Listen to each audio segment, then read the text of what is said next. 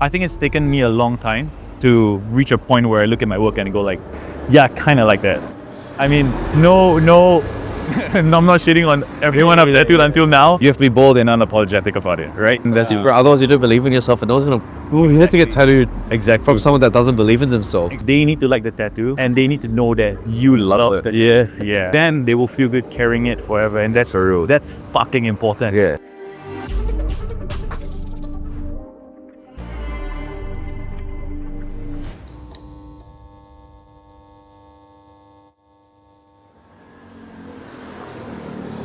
Hey everyone, welcome to the After Hours in Chinatown.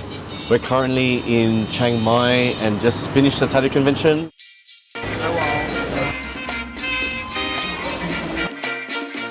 I'm here with Ian. Yo. He comes from Singapore and we're gonna hear about his life. เกลียดผู้หญิงชื่อฉันธนาสาวโรงทอผ้ารูปร่างอาราอารามทำให้ชายหลงทวงถึงวันยังค่ำทำให้ชายหลงทวงถึงวันยังค่ำร้องเพลงถึงประจำตั้งแต่ค่ำจนเช้าฉันหมั่นใส่หญิงชื่อฉันธนา So Ian, I'll just get you to tell the camera like where you're from and Hi, I'm Ian. I'm from Singapore. I work in a studio called Feather Cloud. Yeah, it's in the east of Singapore. It's a nice place. I like it. it's good. You work with Shane. I work with Tom? Shane. Yes, I work with Shane. Yeah. Shane leads the Feather Cloud family, and he's my mentor. I learned from him. Great You guy. live with him?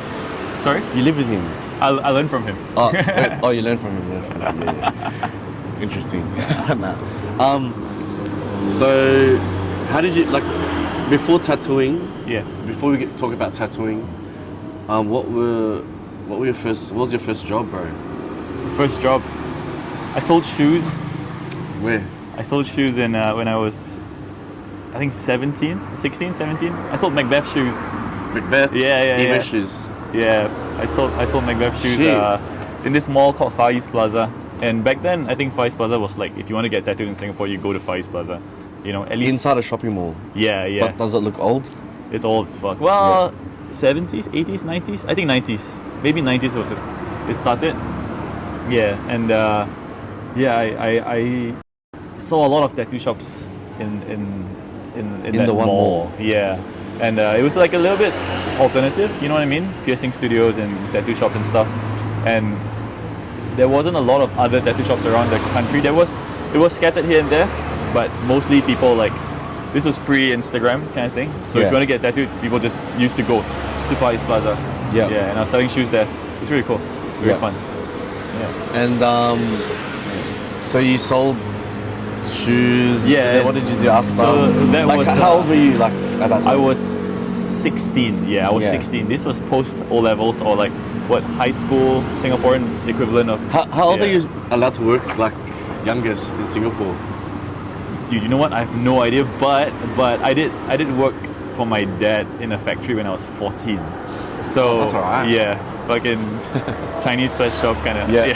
So, he was making shoes. Hell yeah. He was making the Macbeths. So. Yeah. And then after that, I went to school. I went to school to study science, and then I went to the army for 2 years. Yep. From 19 to 21, and then I went to university for science again. Science? What? Yeah, I studied biomedical science. Yep. And made it all the way to my 4th year, and then I went to the Sabah Tattoo Convention, and I was like, fuck school. I don't want to go to school. Yeah. I want to do this shit. Oh, didn't you do army a couple of years ago as well? No. I did to finish something? Yeah. Or you have to go back. Yeah. Train. Every year we have to do 2 weeks or 3 weeks kind of thing. And then. You do that? No. Yeah. And he should not be named, but sweet.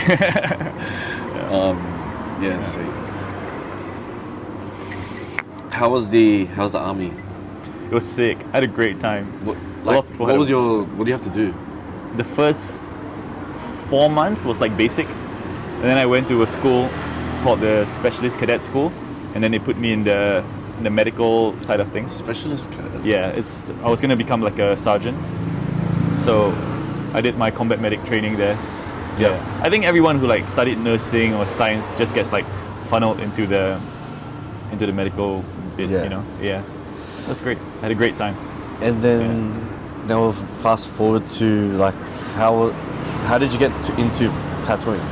Oh, so I've liked like tattoos and shit since I was a kid, since I was like 10, watching shows on, you know, I think the TV shows were starting to come up at like when I was 10, and then I went to the Sabah convention when I was, I think 22 or 23. Yep. Yeah, that was 10 years ago. Fuck. Oh my god. Only? Yeah. Damn. Wait, so what year was that? That was, I want to say 2015. No, this is 2016. I think it was 2016 or 2017. Seriously? Yeah. 8 years ago. Yeah. And at the convention, I felt like the people who were like tattooing were like free as fuck. They had like, their wings weren't clipped, you know what I mean? And coming from Singapore, The it's very wings easy. weren't clipped? They weren't clipped, you Yeah, know. got They were you. doing whatever the fuck they want to do. They were making whatever they wanted to make, and they were like dressing however they wanted to dress, and I thought that was the coolest thing. And I wanted to feel free, because in Singapore it's very easy to feel like, Trapped. yeah, you know what I mean? Like, is it because of the government or like just the societal beliefs? a bit of both, actually, both, you know. Yeah. I think Singapore can be a little bit rigid at times, can be a little bit fast-paced and competitive. So you're forced to kind of play it safe. For the most part, of course, there are people who are like, fuck this shit, you know.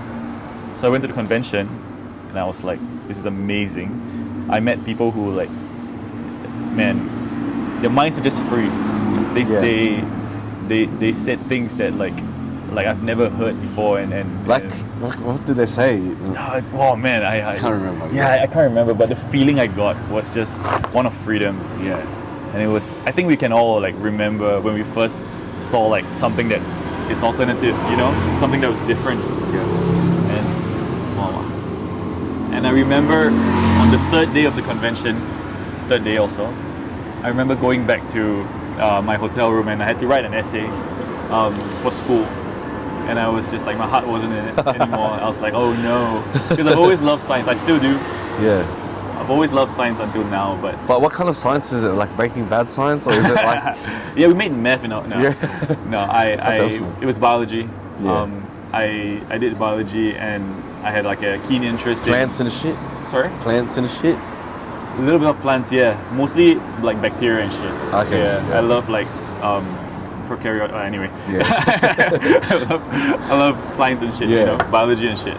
Yeah, but my heart wasn't in it, and I took a year off. After that, I tried to get an apprenticeship. Yep. So I managed to get one. I asked my friend who I went to the convention with. He was working the convention at the time in Sabah. And Sarawak? Sabah, yeah. And then he said no, but introduced me to his friend, and I did like an apprenticeship under that guy. Yep. Yeah. And this And then- was in, oh, yes. Sorry, this was Yeah. 20, I want to say 2017. Yeah. The same year. Yeah. kind of yeah, like when yeah, you went- Yeah. And how long were you there for? I did my apprenticeship for 2 years. Yeah, 2 years apprenticeship. Yeah, 2 years. And what like style were you doing at that time? Oh man. So back then I worked in a studio that did a lot of fine line and realism, and that's where I first started, you know what I mean? Yeah. But like honestly, like no shit on that style, but it's not really my thing. But I got to see tattooing, you know, Yeah. like I got to learn how to tattoo, but I don't consider myself like actually like really tattooing until maybe I want to say 3rd or 4th year in, and when Keith joined. Yeah. After Keith joined, You work sorry. together? We used to work together.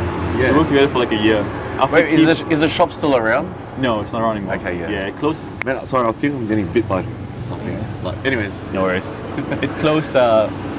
It closed 2 years ago, I think. Yeah, but only after Keith joined did I really feel like, yeah, I learned from Keith also a lot, and that's also when I was like, now, so this is making a tattoo. You know, it's brutal, it's harsh, it's forceful, it's unapologetic.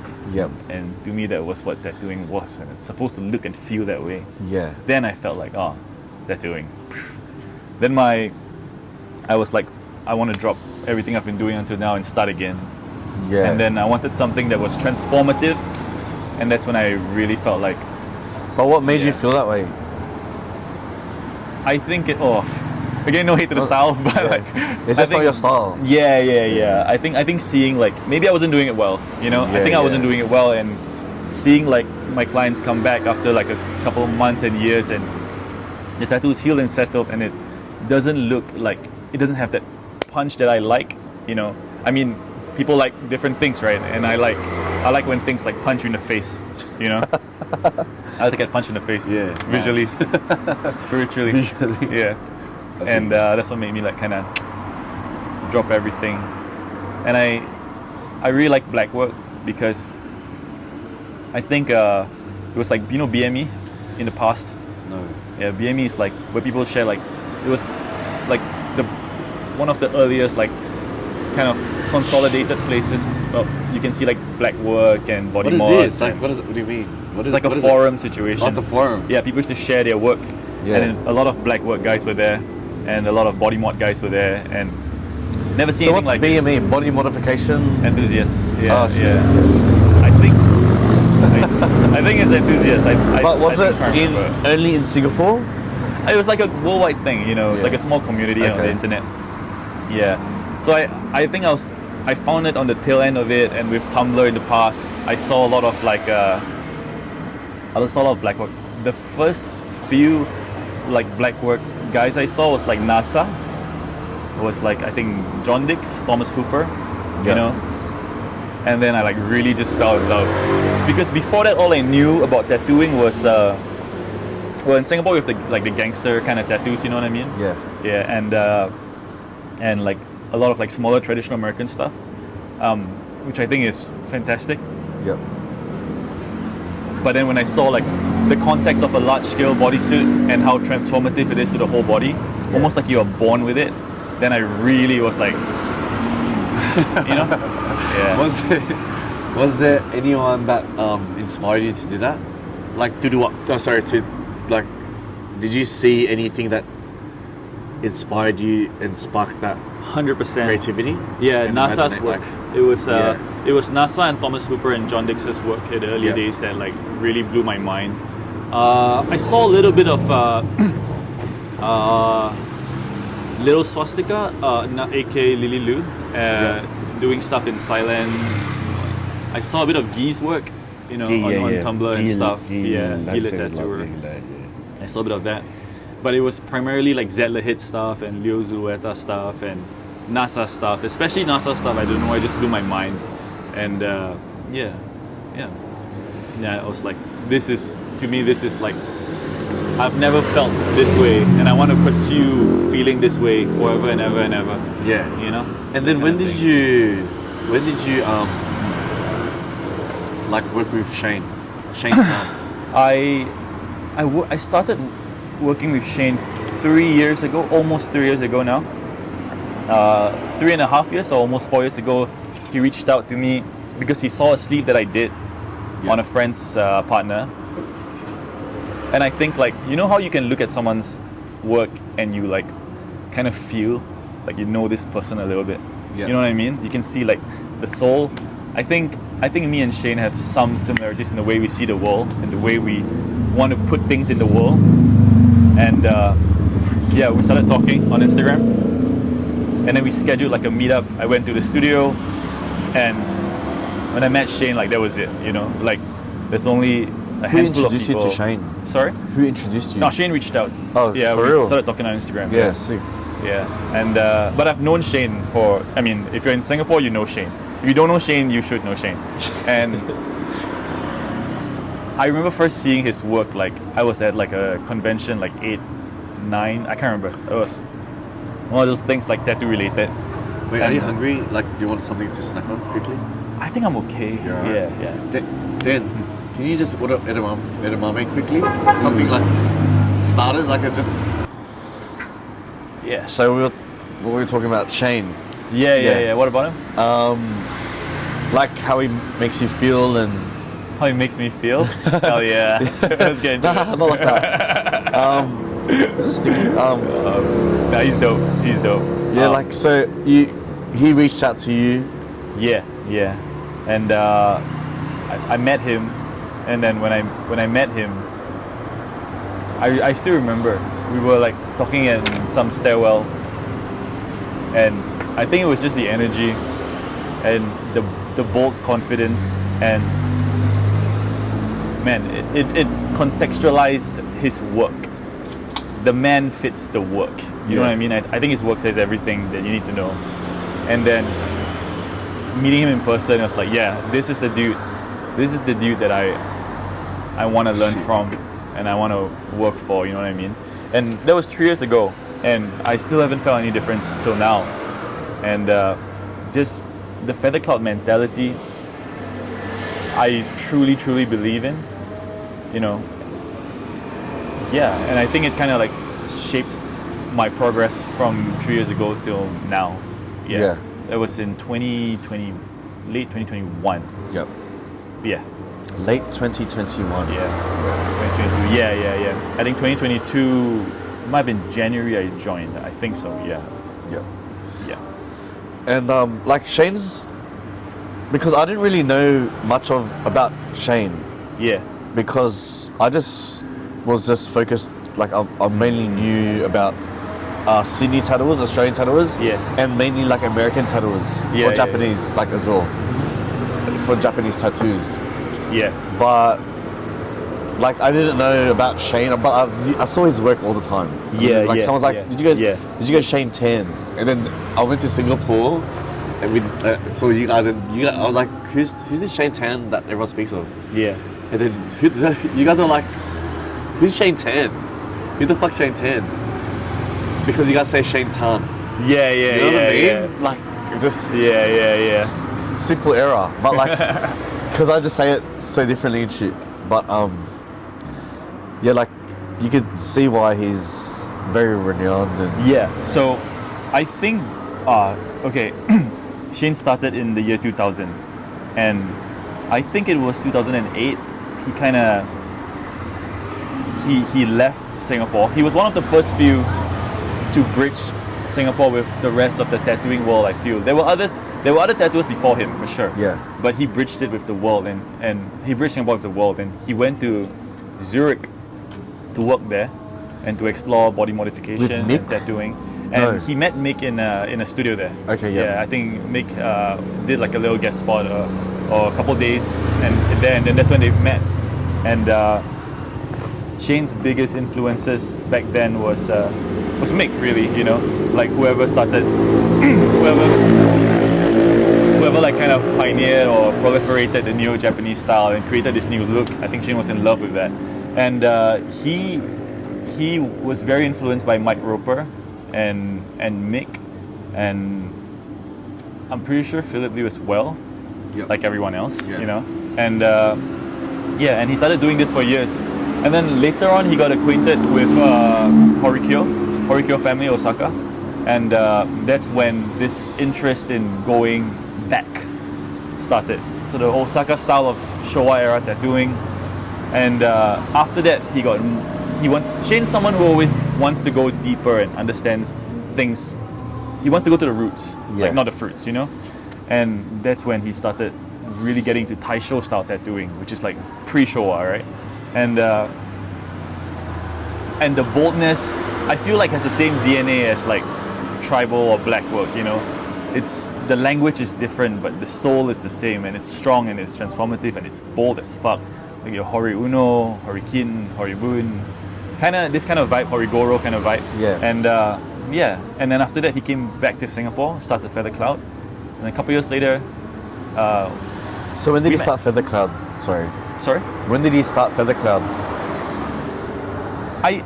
Feather Cloud's always been the name he used. Okay. Yeah. But when he came back and started tattooing in Singapore, then the shop just got named Feather Cloud too, and that was like maybe 6 years ago, maybe more, but I think it was 6 years ago. Yeah. But he's always used the name Feather Cloud. Yeah. And how is he right now? Sorry? How's Shane? Right now or in general? Like in general, like. Great guy. He's he's bold and unapologetic and confident. And I think you kind of need that personality to create the kind of work that he creates, you know. Yeah. He's a very loving person. I think his exterior is terrifying. I think Shane's got like, dude, he's Yeah. got tattoos.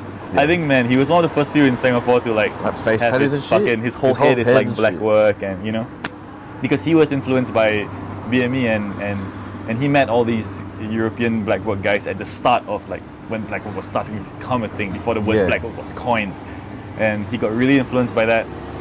He went to Borneo in the early 2000s, and that's when he met NASA, who I think is one of the most important black work artists in history. Yep. And yeah, So like, for the viewers that don't know much about tattooing, can you explain blackwork as well? I think blackwork now has taken on a very different kind of like feeling. It's quite. I mean, the simplest way is the absence of color, right? But contextually, early 2000s, late 90s, it was like large scale areas of black. You know, back then it was like traditional American. You got your Japanese, this kind of things. You know, like a new style hadn't evolved yet. You know, Yeah. and I feel like there were certain individuals doing something that was so crazy and just a new look back when new looks were few and far between to evolve. Like now everyone's doing new. Now the pace of new being created is It's insane. so rapid, right? It's crazy. Yeah. But back then when there were a few people creating new, and Thomas Hooper was creating new. Leo Zulueta, you know, the godfather of this like 90s tribal situation. Zed Lahed was doing dot work, you know, like that, like no one was doing this, you know. Yeah. And NASA was doing like really early like tribal stuff. Do you know Lionel from like Out of Step? Yeah, No. he was doing like really crazy abstracty stuff, you know, like really aggressive lines back then, and like it was so different Where's from he like from? I'm not sure about Yeah, this one. okay. I've only spoken to him like once or twice. I'm not sure at where. yeah. I've never met the guy. Like European? yeah. And I think a lot of crazy stuff in the 90s started from Europe, London or Berlin. I think you need to have this weird Like energy and electricity like in sense the air. of like yeah. life, like Yeah. pretty much like how to live and shit. Yeah, it's just different. It's just unbounded, no rules. That's when you create things that challenge. Like you see it and you don't know how to feel. Yeah. It evokes strong emotion, but you don't know why. And I think that's powerful as fuck. It's cold as fuck. Sorry, I'm a bit like. Anyway. So, yeah, what are we talking about? Fuck off. Bing, bing, bing, bing, bing. Yeah, so that's the kind of person Shane is, and he's always been an advocate of not following the rules. Yeah. And I think that's why he's a punk as well, right? Yeah. Just if there is a rule, he must break it, and he did. You know what I mean? Yeah. But That's fucking sick. That's a good one. Yeah. That's a good.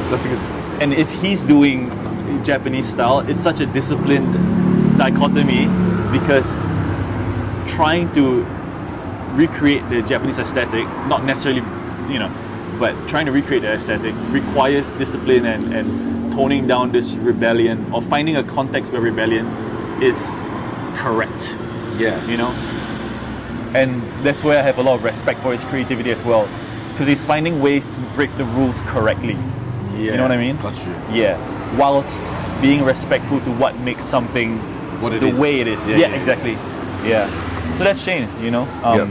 And outside of tattooing, he's a great father, great friend, and a really loving mentor. Yeah. He's never crossed the line with me. You know what I Yeah. mean? I think that's unfortunately hard to say in tattooing. Yeah. For the person to teach you to not cross the line. Damn. But he's never crossed the line with me, and for that I have a lot of respect for. Yeah, you know what I mean? Never fingered my ass. Yeah, that's my line. Finger, this knuckle is my line. Yeah, that's Shane. How are you finding work for yourself right now? Sorry? How are you finding like your work right now? Like My how do you- work. how do you feel about it? And where do you see yourself going? Wow, that's a great question. I think it's taken me a long time to reach a point where I look at my work and go like, yeah, kind of like that. You know what I mean? I mean, no I'm not shitting on everyone I've tattooed until now. Yeah. But for the It's an longest internal time, thing, like, especially tattooing, you have to like back what you did. yeah, You know what yeah. I mean? You have to be bold and unapologetic about it, right? And That's it, bro. Otherwise, you don't believe in yourself, and no one's gonna. Who wants to get Exactly. tattooed Exactly. from someone that doesn't believe in themselves? Exactly. Like, I know a lot of people I've worked with. No, not a lot. Like, I knew someone they didn't back themselves, and then yeah, like they ended up getting fired just through conversation. yeah, Just yeah. through conversation, they're like, nah, we can't have someone like this at the shop. No, 100%. You know what I mean? 100%. I think if you don't carry on your shoulders, nobody will. And I feel like I feel like the energy you have making the tattoo, how you feel about it, is gonna be carried by the person wearing it forever. For sure. Therefore, the If they have a response- bad experience, Yeah, dude, it's they're gonna gonna be tell shit. they're gonna tell the whole Yeah. world. They live with it, right? Yeah, they need to like the tattoo, and they need to know that you You love love it. the Yeah. tattoo. Yeah.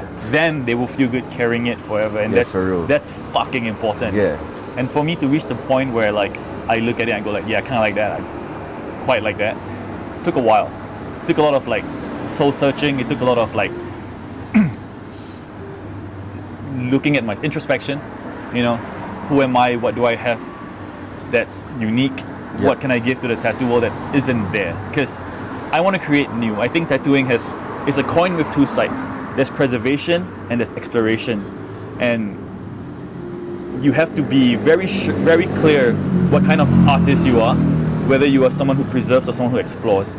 And I think I lean towards exploration, but I want my tattoos to embody the same DNA of those who preserve. Yep. That's why bold, strong, transformative, the things I believe, the things that have stood the test of time to come to be what they are, I want that DNA, but I want to explore and make my look new shit. You know what I mean? Yeah. Yeah. And yeah, I think I after I started, after I ditched the older work, you know, Like the old style. yeah. Where what I started tattooing with, which was like Yeah. fine line, you know. After I dropped it, I can't be saying this on camera. I just do fine line. So after I dropped it, I did. Actually, do you know why? I had a conversation with Keith. So when he refers to Keith, we're talking about Ang Bao Keith. Yeah, From Singapore. yeah. So formerly known as. Ang Mo Keith, white guy Keith. We have to change it. We don't talk We have to about change it here. Yeah, that was another guy. He was talking to you we were sitting at Bugis having mala, and mala is a spicy dish, and I know. we talked about like growth and direction, and I think that was like a wake up call, and I decided to drop everything, alienate whatever little small clientele / you know whatever I had, and try something. And when I decided to do that, I didn't know where to begin, so I started to emulate my heroes. And my heroes at the time, Thomas Hooper, John Dix, Zed Lahed, NASA. Yeah. I tried to emulate them. And then I arrived at like blackwork and geometry, Yeah. right? I was in love with like the idea of freehanding, gridding the body. Just how it fits, right? Like, Yeah. It's just uniform. Yeah. And then I did that for like 3 years. I made a little book, you know. And then I brought this book to Europe to meet my heroes. I worked with NASA. The first day I landed in Europe for the first time in my life, I saw NASA across the street, like, you know. How? What do you mean? You just landed in Europe and it's like, what the fuck? What are you doing? Shane set this guest spot up for me. Yeah, sweet. And then I went Like, to, by chance, you know, like it's such a dream. it was magic for me because Yeah. I grew up seeing this guy's work, and finally, you know. Yeah. And I worked with him for a bit, and I went to Seven Doors. I worked with John Dix for a bit, and I was showing everybody my book, and I think my tattooing it's not there's nothing wrong with what I was doing, but after I did that whole thing, I kind of looked within, and man, everything I was doing was because I saw it happen in another part of the world. Yeah. And I love that. I love the kind of cross ideas and everything, but I wasn't making it uniquely me. So after like after 2 years of European guest spots, I came back and I sat down and I remember I was in Manchester Airport, and then I said I need to make something like just, it needs to be new. It needs to be me. It needs to be new, you know. And then I just really sat down, like I wrote down like what makes me me. How did I grow up? What did I grow up seeing? I grew up seeing a lot of like ornamental stuff because my parents worked a bit with wood. My grandfather from China had brought along with him in our house a lot of black lacquer carpentry Yep. and a lot of rosewood carpentry, and I grew up seeing all these little things. And In your house? yeah, Yeah. when I Rosewood's doodle- like the dark red, like for furniture. Yeah. Best wood in China, like yeah, that's yeah. like the number one thing. Really when you're a resilient. kid, you sit on it, you're like, why? Like, why did they get this? Like, you know what I mean? Yeah. Like this old shit is so heavy. But like when you get older, you learn how to respect it. Yeah. And appreciate it so Yeah, much. there's a few things in life that you build and it just like stands the test of time. So that shit and like good tattoos, Yeah. you know, hand in hand. I grew up on that. If I close my eyes and I picture it, I can still see what I grew up with. Yeah. So I wanted to take that because that's something nobody can recreate. Yep. With heart, nobody can recreate. You know what I mean? What was your apprenticeship like there? I did my apprenticeship for 2 years in 17. I don't even know. 27, yeah. Yeah. 17 to 19, and was it that late? I can't remember. Anyway, I did it for 2 years under this dude called Kai in a studio called Iron Fist Tattoo. Yep. In Chinatown, Singapore. Yep. And it was nice. There wasn't anything overtly abusive. I was a lucky one, you know. Yeah. I think that it was really nice. That was the first time I felt Like like a nice platform to be. to begin. Yeah, I think it was the first time I felt like I belonged somewhere, because the person who taught me the most, this guy called Miles, like he, Got him. like he Yeah. he taught me like a lot of what it means to, what the responsibility, the duty involved in creating a tattoo. You know, he taught me that. Do you mind bringing the food? This dude Miles from Singapore taught me so much shit. He taught me like the heart behind tattooing, what it means to actually do a tattoo, and I learned a lot. I drank a lot. Yeah, and it was overall a fantastic time, and I got to see a whole new side of the world that I've never seen before. A whole new kind of love I've never seen before. Yeah. You know. Yeah. Is there any advice that you'd give to younger tattooers out there? Or like people Just quit, dude. It's no, I'm kidding. It's shit. It's a shitty job. No. My advice would be to explore every idea to its fullest. I think it's easy to quit when it gets hard. If just because it doesn't look like what you set out to create, doesn't mean it can't end up as something new and cool. And also to never stop reading and never stop collecting books, because you're only as good as your references. Yeah, I think that's really good. it's alright. Well, anyways, we're just about to wrap it up, and thank you so much for having a chat. And give him a follow and visit Feather Cloud. Shane Keith has a shop, Lotus Gate. Hell yeah. And I've got a shop as well. But yeah, anyways, no worries. But but thanks for watching Red Dragon. For life. Yes, live forever.